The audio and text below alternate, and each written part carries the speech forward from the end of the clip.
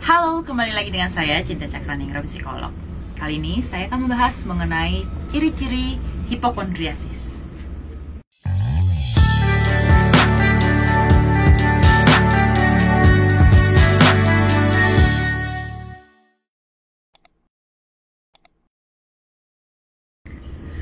Di video saya yang sebelumnya, saya pernah menceritakan tentang hipokondriasis.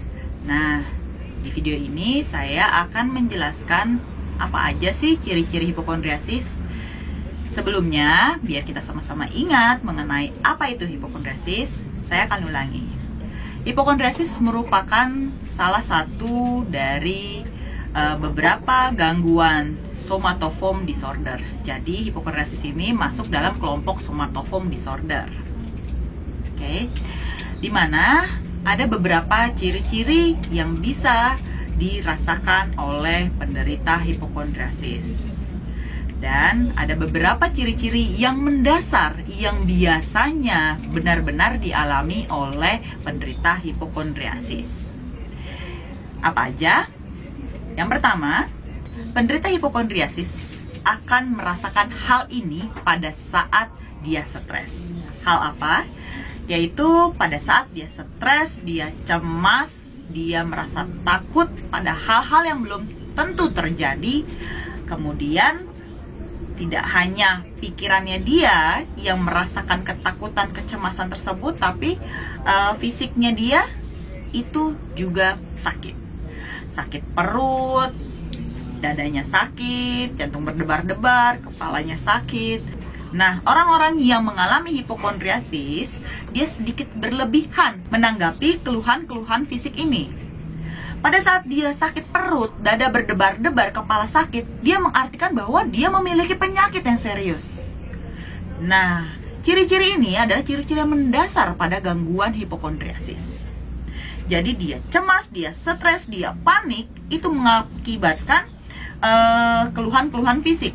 Misalnya bisa jadi perut, dada sesak, jantung berdebar-debar, kepala sakit, mungkin alerginya muncul gitu kan. Pendengaran kurang, matanya jadi kabur, misalnya seperti itu. Nah, tapi dia mengartikan bahwa keluhan-keluhan fisik ini merupakan penyakit serius. Aduh, jangan-jangan saya sakit perut ini, saya kena kanker usus. Aduh, jantung saya debar-debar nih. Aduh, saya sakit jantung koroner nih. Gimana nih? Aduh, kepala saya sakit, jangan-jangan saya kena kanker otak ya. Gitu. Jadi mereka menanggapinya menjadi suatu penyakit yang serius. Nah, karena dia menanggapi keluhan-keluhan fisik ini sebagai penyakit yang serius, akhirnya si pasien hipokondriasis ini senang atau sering untuk memeriksakan dirinya ke dokter atau ke laboratorium. Ini menjadi ciri-ciri yang kedua. Bahasanya dokter shopping. Kenapa sih dibilangin dokter shopping? Karena dia merasa tidak percaya dengan dokter yang satu, pindah ke dokter yang satunya lagi, pindah lagi untuk memastikan bahwa iya saya kanker usus loh, iya saya kanker otak loh, iya saya sakit jantung loh gitu. Karena pada saat dia berkunjung ke dokter, kata dokter, enggak kok, ibu baik-baik aja perutnya, jantung ibu baik-baik aja juga, nggak ada masalah, kepalanya juga tidak ada masalah gitu kan. Nah, dia tidak senang, dia tidak puas dengan itu, karena dia yakin bahwa saya sakit perut ini, saya kanker usus loh, saya sakit jantung loh, saya kanker otak loh gitu. Yang dia yakini seperti itu, sehingga dia tidak percaya ke dokter yang A, kemudian ke dokter B, kemudian ke dokter yang C, seterusnya. Bahkan mungkin ada yang beberapa pasien hipokondriasis yang mengatakan, dokter A yang nggak pintar, masa nggak nemuin penyakit saya, pindah deh ke dokter B. Dia periksain lab, cek darah, cek ini, semuanya dia periksain. Itu mencari kepuasan, dan dia mencari dokter yang menyetujui apa yang ada di pikirannya dia. Oke. Ini juga yang menjadi ciri-ciri mendasar pada gangguan hipokondriasis. Kemudian yang ketiga, saat dia tidak bisa mendapatkan informasi yang akurat sesuai dengan apa yang dipikirkan oleh si penderita hipokondriasis dari dokter, dia mencoba mencari informasi mengenai ciri-ciri kanker usus, ciri-ciri jantung koroner, ciri-ciri kanker otak. Wah, ini saya banget nih. Wah, ini saya banget. Tuh kan benar. Jadi seperti itu.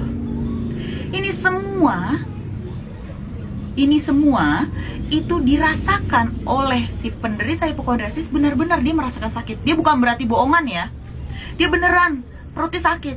Tapi bukan karena dia ada apa-apa, bukan karena dia memiliki penyakit yang serius, tapi karena stres dan cemasnya dia terhadap hal-hal yang belum tentu terjadi. Contohnya seperti ini. Ada seorang ibu yang mengalami gangguan hipokondriasis. Gejala-gejala ini muncul ketika anaknya belum pulang ke rumah, padahal sudah tengah malam. Ibunya menjadi cemas, khawatir berlebihan, stres, takut ada apa-apa. Nanti anaknya diculik, ya kan? Atau anaknya berbuat hal-hal yang negatif dan lainnya. Sehingga itulah yang ada di pikiran ibunya.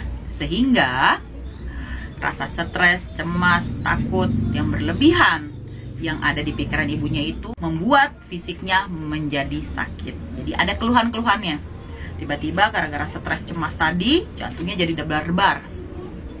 Aduh, jantungnya berdebar-debar nih. Saat dia semakin memikirkan anaknya kemana-mana, jantungnya berdebar-debar. Perutnya tiba-tiba sakit. Aduh, saya harus ke dokter nih. Sakit jantung saya kumat. Ini lagi, perut saya tiba-tiba sakit. Jangan-jangan saya sudah stadium 4 kanker. Dia jadi berpikir ke arah sana. Saat dia memeriksakan ke dokter, ternyata kata dokternya tidak ada apa-apa. Ini hanya pengaruh kecemasan atau stres yang ibu pikirkan, yang belum tentu terjadi. Namun dia tidak percaya. Dia pindah lagi ke dokter jantung, dia pindah lagi ke dokter saraf mungkin gitu ya. Ganti-gantian dan memang tidak membuahkan hasil. Sehingga itu membuat dia kesal. Biasanya orang normal pada saat dikatakan dia baik-baik saja, dia harusnya senang. Tapi untuk penderita hipokondriasis sebaliknya, dia malah kesal jika pikiran dia mengenai keluhan-keluhan fisiknya itu tidak sesuai dengan apa yang dikatakan oleh dokter. Oke, sampai di sini penjelasan saya mengenai ciri-ciri hipokondriasis. Semoga bermanfaat bagi kita semua. Terima kasih.